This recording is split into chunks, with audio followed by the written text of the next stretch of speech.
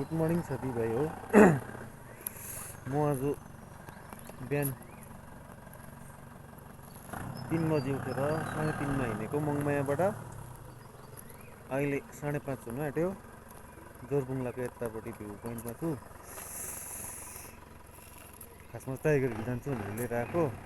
Weather एकदमै खराब भएर चाहिँ यस्तो छ हेर्नुहोस् है, केही नदेख्ने वेदर भएर चाहिँ गाडीहरू यहाँनिर पनि आएको थियो। कतिवटा गाडी फर्किँदै पनि छ हो।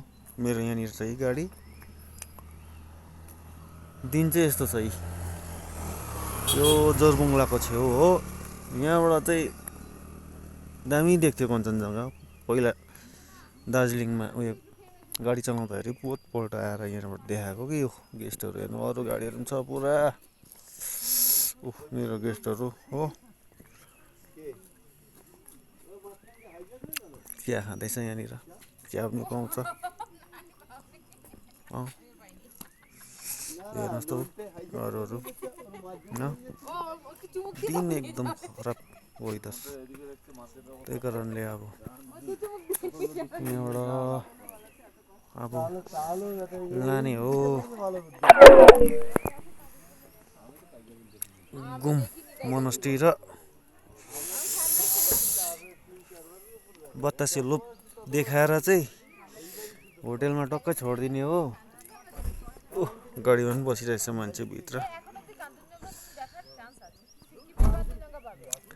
त्यहाँबाट चाहिँ स्याट्टै घर फर्किने हो साथीभाइ हो। आजको लागि यिनीहरूलाई ड्रप गरेर यति नै छ मेरो। त्यहाँबाट हेर्नुपर्छ भोलिदेखिको फेरि के कसो हो। टुर ट्रिप पाउँछ कि पाउँदैन, छ कि छैन थाहा छैन। आउनु त आउँदैछ एक ग्रुप घरमा। यिनीहरूलाई गराउनुपर्छ होला। भोलि फेरि कुन चाहिँ जग्गा जानुपर्ने हो टक्कै गएर देखाउँछु तपाईँलाई। हुन्छ साथीभाइ हो, आजलाई मर्निङ वाक चाहिँ हुने रहेछ आज ठन्डामा। बहुत भन्दा पनि बहुत ठन्डा, चिसो।